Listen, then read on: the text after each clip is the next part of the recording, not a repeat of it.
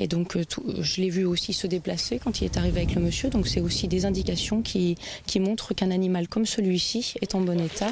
Les services de la préfecture de l'Inde sont en visite de contrôle dans ce parc de loisirs. Ils vérifient l'information donnée aux consommateurs, la sécurité des prestations et des produits utilisés. Vous faites de la pension pour chevaux. Est-ce que vous avez une convention avec les propriétaires? Moi, je vais les chercher puis je lui demande qu'elle imprime ça. Voilà. Ici, l'armoire à pharmacie est ordonnée et cadenassée. C'est un bon point pour le gérant de l'établissement. En l'occurrence, le seul produit vétérinaire que j'ai pu trouver est celui-ci. Donc ça reste une pharmacie vraiment limitée. Donc voilà, mon rôle ne s'arrête pas là parce qu'après il y a quand même une traçabilité, un suivi documentaire qui sera fait a posteriori. Mais donc voilà, d'un point de vue physique, voilà les éléments qu'on peut regarder. Donc pour l'instant, j'ai rien à reprocher à ce monsieur. Seul point négatif, l'absence d'un registre actualisé pour les achats. Le gérant en prend note. Quand j'achète un casque ou une bombe pour monter à cheval, je dois la noter sur un cahier quand je l'achète et quand je la sors parce qu'elle est vieille. Donc je vais tenir ce registre à jour. Les contrôles des établissements de loisirs sont en principe inopinés et en cette période estivale, ils se multiplient.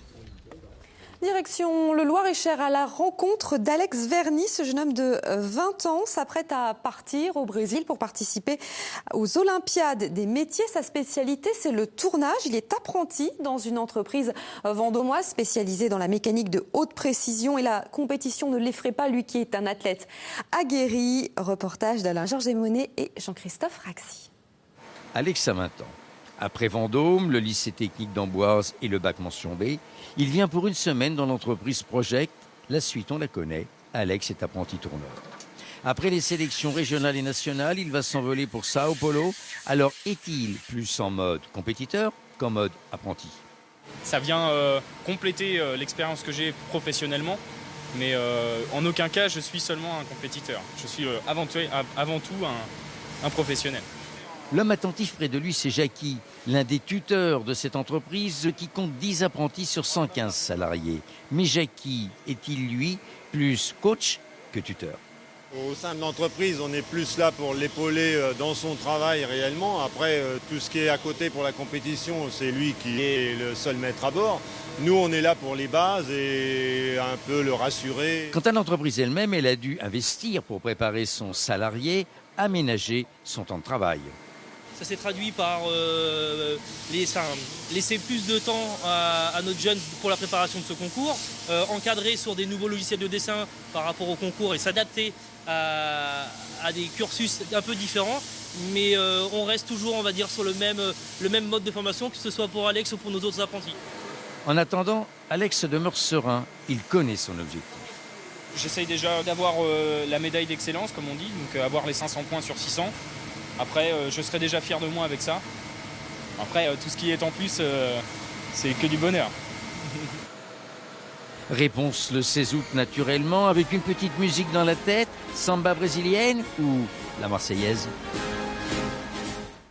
Allez, on prend de la hauteur avec le belvédère situé à Nibelles dans le Loiret, installé en 2002 pour remplacer un observatoire devenu dangereux. Il domine la forêt d'Orléans et offre un point de vue époustouflant, comme on pu le constater sur place. Julien Bernier et Vincent Logereau. La vue est imprenable sur la forêt d'Orléans. Avec ses 35 000 hectares, elle est la plus vaste forêt domaniale de France. Cette famille suisse profite du panorama. On est finalement très, très content et puis même admiratif de ce beau paysage. C'est drôle d'avoir les arbres aux pieds plus petits que nous. À nos pieds? Ouais, à nos pieds. D'ici, certains aperçoivent par temps clair la cathédrale d'Orléans. Seuls les panaches de vapeur de la centrale de Dampierre-en-Burly gâchent le tableau.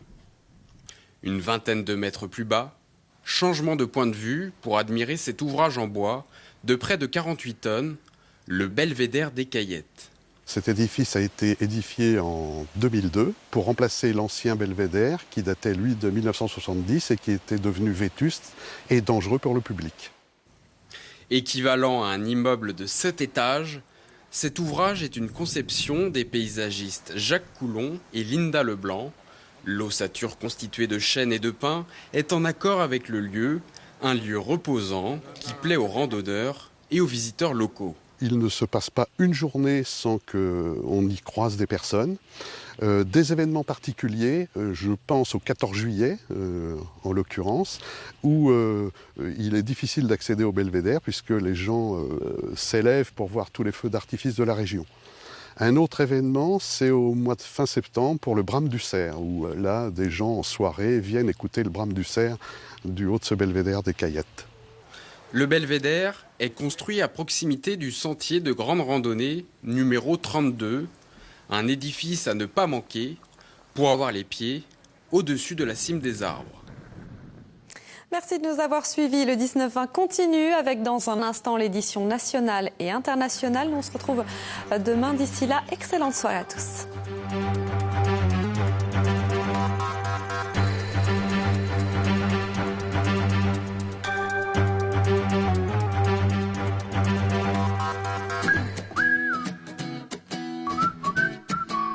Connaissez-vous la différence entre un paludier et un saunier ? En fait, il n'y en a pas. L'un comme l'autre travaille dans les marais salants, le paludier au nord de la Loire et le saunier au sud. Alors en route pour la Vendée.